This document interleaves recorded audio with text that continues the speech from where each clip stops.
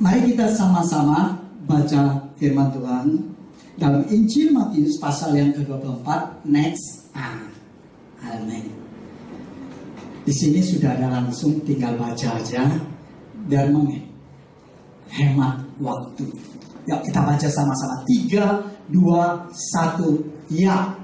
Dan sekiranya waktunya tidak dipersingkat, maka dari segala yang hidup tidak akan ada yang selamat. Akan tetapi oleh karena orang-orang pilihan, waktu itu akan dipersingkat. Haleluya. Sadar gak Bapak Ibu Saudara, waktu ini sudah dipersingkat. Coba kita renungkan baik-baik. Gak terasa kita sudah bulan Maret. Rasanya seperti hari kemarin masih pesta kembang api tahun baru. Betul nggak? Saya katakan kedatangan Tuhan sudah sangat dekat. Bukan dekat lagi, sangat dekat. Bahkan itu sudah di ambang pintu.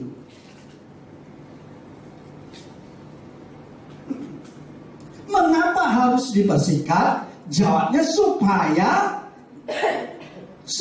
selamat. Karena keadaan dunia bertambah waktu, kondisi dunia ini bukan semakin baik, dan karakter manusia condong melakukan apa yang jahat. Supaya hidup dalam kebenaran firman Tuhan. Amin. Hidup dalam kebenaran firman Tuhan. Dalam 2 Yohanes pasal 1 ayat 6 dikatakan, inilah kasih itu, yaitu bahwa kita harus hidup menurut perintahnya. Ini ada kata penekanan dalam setiap kehidupan orang percaya. Harus, garis bawain dulu, harus. Artinya tidak tunggu mood Bapak Ibu Saudara. Kalau saya mood, saya berdoa. Contoh sederhananya. Kalau saya lagi mood, saya baca firman Tuhan. Mood nggak mood, apapun kondisi yang kita hadapi, ditekankan hidup menurut perintahnya. Amin.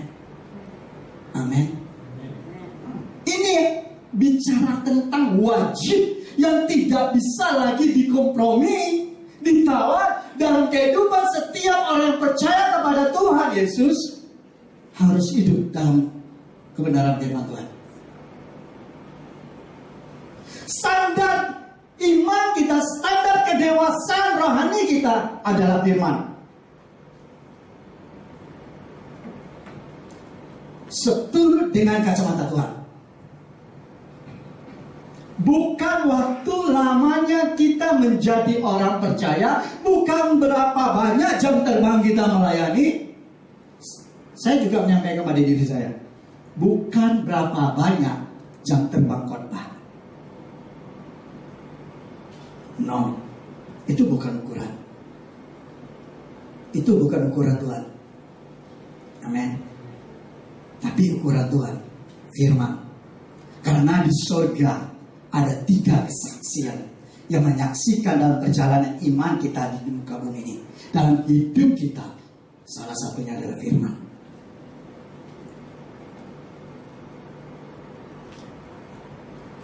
Dan inilah perintah itu, yaitu bahwa kamu harus hidup dalam kasih. Dalam 1 Korintus pasal 13 ayat 13 katakan ada 3 hal yang terbesar. Dan yang paling terbesar adalah, kenapa? Karena Tuhan adalah kasih. Kasih itu adalah Tuhan. Amin. Yesus. Amin. Dia yang telah datang akan datang kembali untuk menjemput kita semua.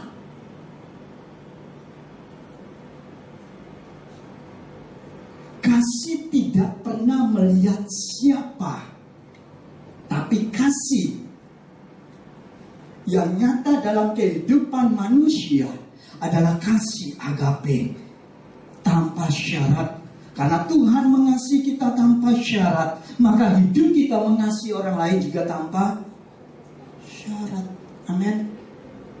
Bukan karena Pak Ahok balik dengan saya, baru saya mengasihi Pak Ahok. No. Kenapa? Karena keadaan dunia yang paling menonjol adalah kasih orang semakin tinggi. Kalau kita melihat kehidupan zaman sekarang ini, condong senantiasa mementingkan aku. Semuanya ke aku. Benar atau betul? Benar atau betul? Benar atau betul? Sama baik, Pak.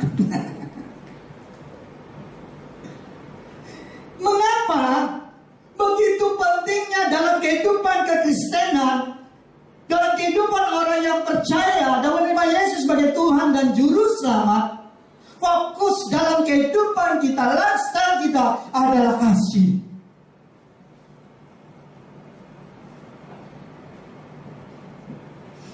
Karena kasih itu yang menyelamatkan. Amin. Karena begitu besar kasih Allah akan dunia ini, maka yang mengorbankan anaknya, dan barang siapa yang percaya kepadanya tidak akan binasa, mereka peroleh hidup yang, baca Injil Yohanes pasal 3 ayat 16. Inilah yang Tuhan mau hari-hari ini dalam kehidupan kita.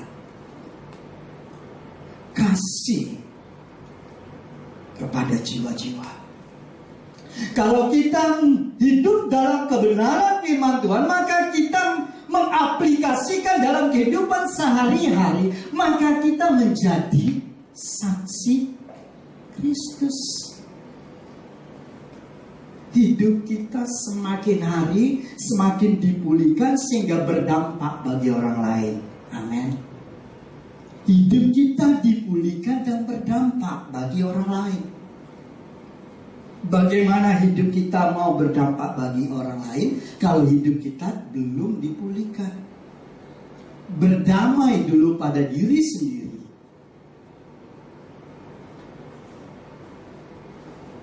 Ini yang Tuhan mau menjelang kedatangannya kedua kali. Tuhan mau memulihkan gerejanya. Siapa gerejanya? Saya dan saudara.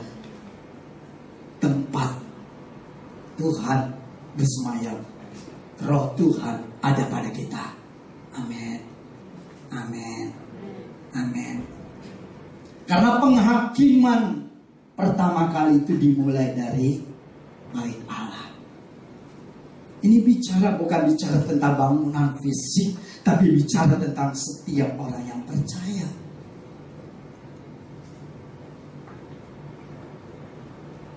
Kalau kita lihat hari-hari ini banyak sekali roh perpecahan yang menganggap dirinya paling hebat, paling wow, paling segalanya, sehingga saling menyalahkan dalam tubuh Kristus. Ini pekerjaan si jahat. Tapi di dalam kasih kita saling melengkapi. Amin. Yang tangan jadi tangan, yang kaki jadi kaki. Yang dalam diri kita pasti berdampak dimanapun Tuhan tempatkan kita. Ini yang Tuhan mau, supaya hidup kita jadi berkat. Waktu ini adalah kesempatan buat kita buat menghasilkan buah, di mana buah itu senantiasa menyenangkan hati Tuhan. Dan apa yang kita perbuat sekarang ini kelak akan diminta pertanggungjawaban oleh Tuhan.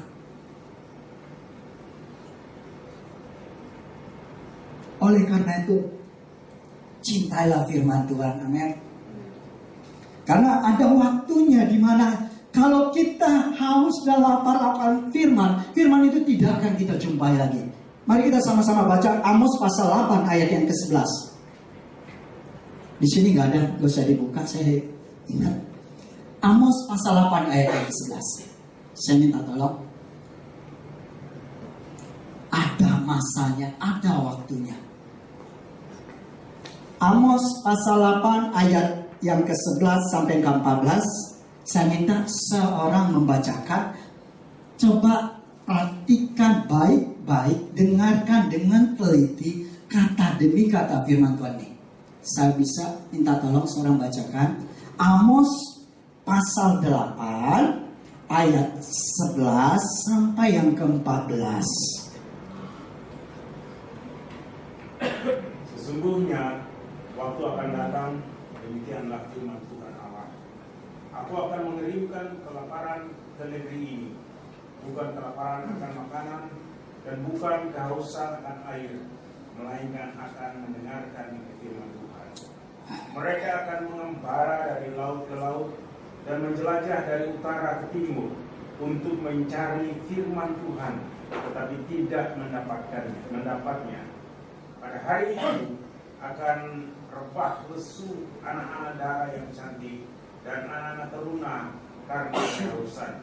Mereka yang bersumpah demi Azimah, Dewi Samaria, dan yang berkata, demi Allahmu yang hidup, hai Dan, serta demi dewa kekasihmu yang hidup, hai Berseba.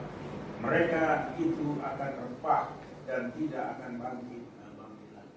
Amin.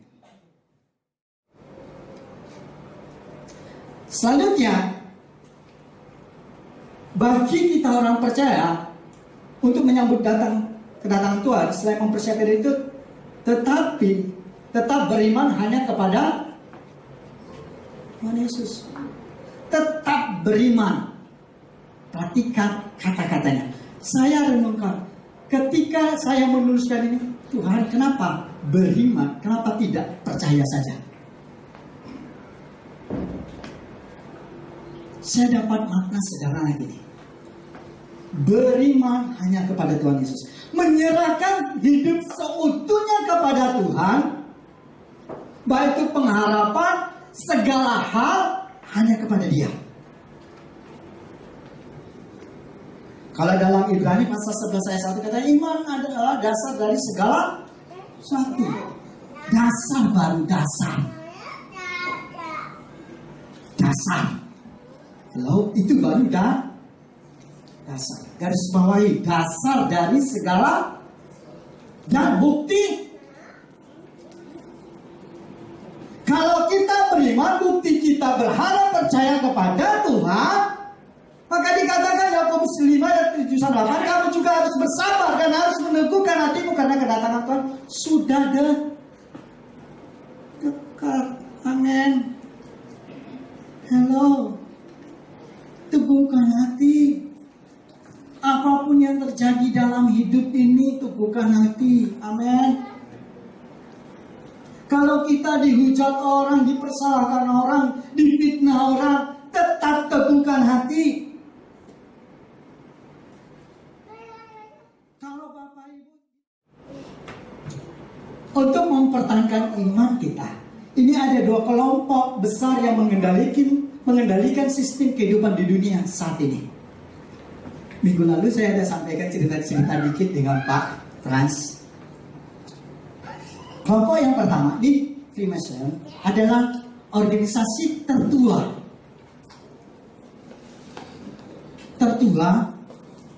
dan berkembang di Inggris Raya. Dan ini ada di seluruh dunia. Yang kedua, Illuminati.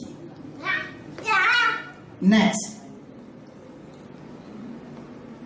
Ini adalah logonya.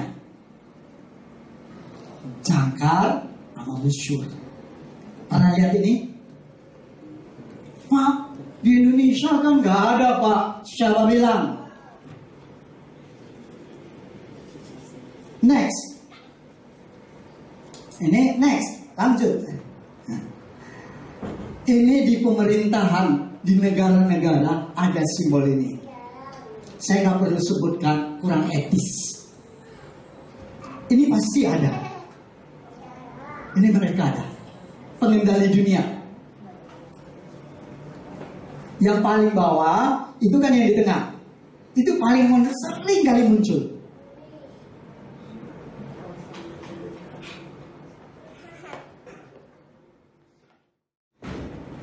Ini jejaknya di Indonesia. Pak, di Jakarta nggak ada, siapa bilang? Ini ada tahun-tahunnya. Bogor, Bandung, itu semua ada. Dan peninggalan sampai sekarang ada. Medan juga ada, Pak. Next. Kita kembali dua kelompok besar. Logonya ini. Next. Ini 7 simbol yang paling utama di kelompok ini. Mata satu. Ini paling sering kita dengar, mata.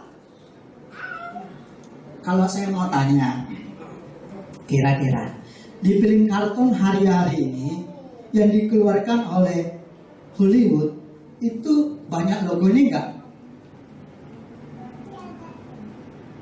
Banyak logo ini enggak? Banyak. Saya ini hobi nonton. Gak tahu Bapak Ibu nggak hobi ini. Saya orang hobi nonton.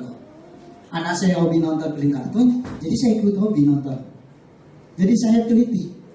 Wah, ini nggak boleh. Boleh tanya istri saya. Nggak boleh nonton. Walaupun anak saya nangis, terserah. Next. Simbol burung hantu. Ini pakai jubah hitam. Grup ini. Next. Piramid. Next. Ini bintang. Ini meniru bintang Raja Daud.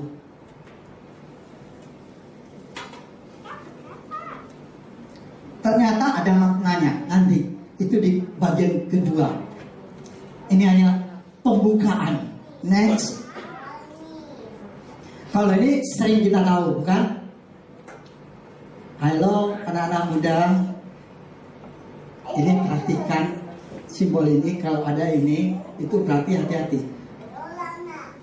Kalau dulu di era tahun 2000, gereja setan yang ada di Manado pakai cincin itu lambangnya tanduk, itu ambil darah, kan gitu. Dan itu benar. Next. Ini kita sudah tahu. 6. Next. Jangan lupa simbol api.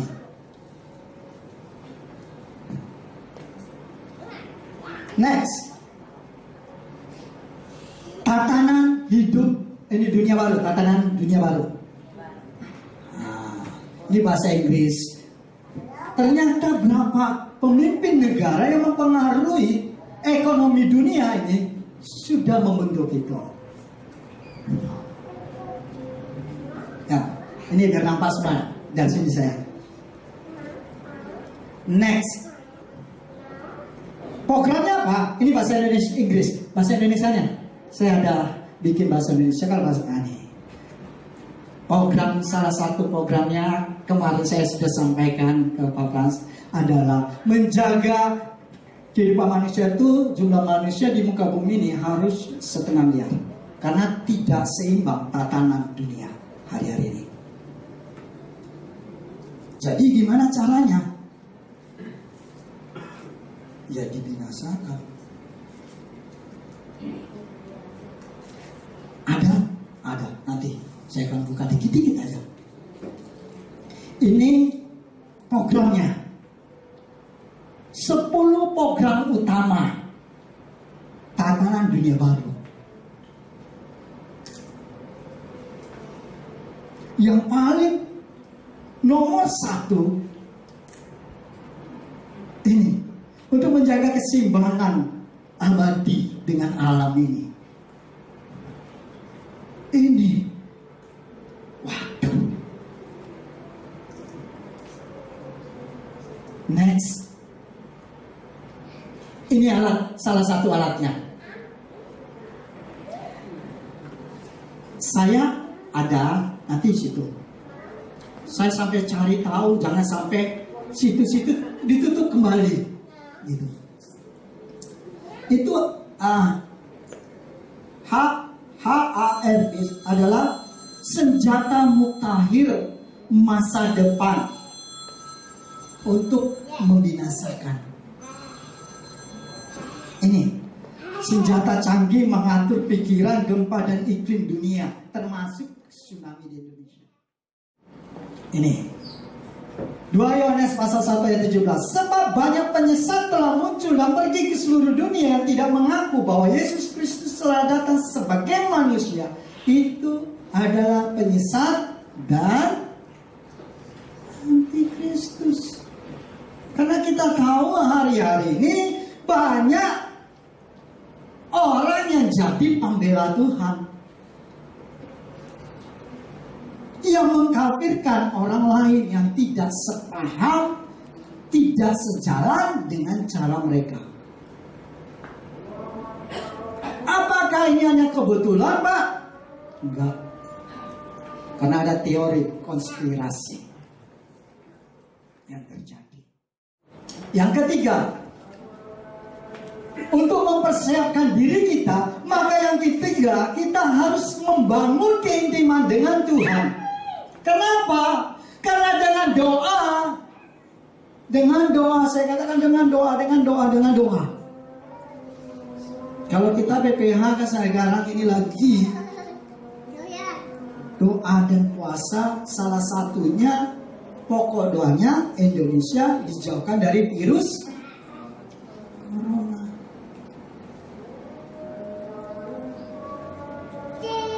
Kenapa? Dengan doa. Mazmur 62 ayat 2, ini adalah Mazmur Raja Daud. Hanya dekat Allah saja aku tenang, daripadanya lah keselamatanku. Hanya Tuhanlah satu-satunya sumber penolong kita yang meluputkan kita, namanya virus corona. Saya katakan, gak usah takut. Kalau waktunya Tuhan panggil, pasti Tuhan panggil kita. Amin. Jadi gak usah takut. Next. Ini yang saya bilang.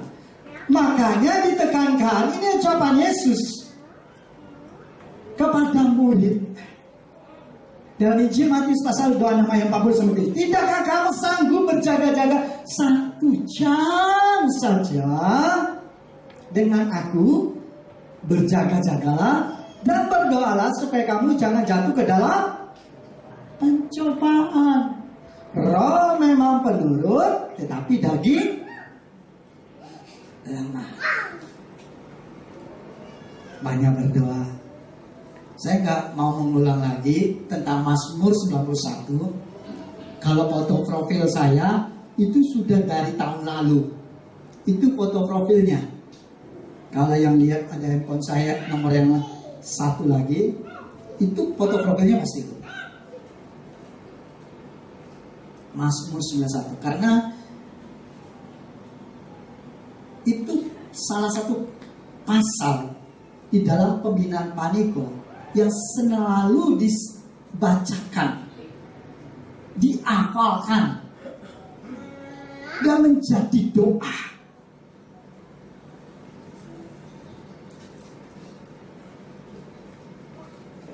Kita nggak tahu. Saya katakan kita nggak tahu apa yang akan terjadi ke depan. Tapi yang pasti dalam hidup kita orang percaya, cover perlindungan Tuhan menyertai setiap perjalanan hidup kita. Dia yang meluputkan kita, Dia yang menyelamatkan kita. Amin. Next. Tuhan Yesus memberkati. Amin. Ini hanya pembukaan. Makanya bagian pertama. Bagian kedua Bagian ketiga, ini 3 bagian.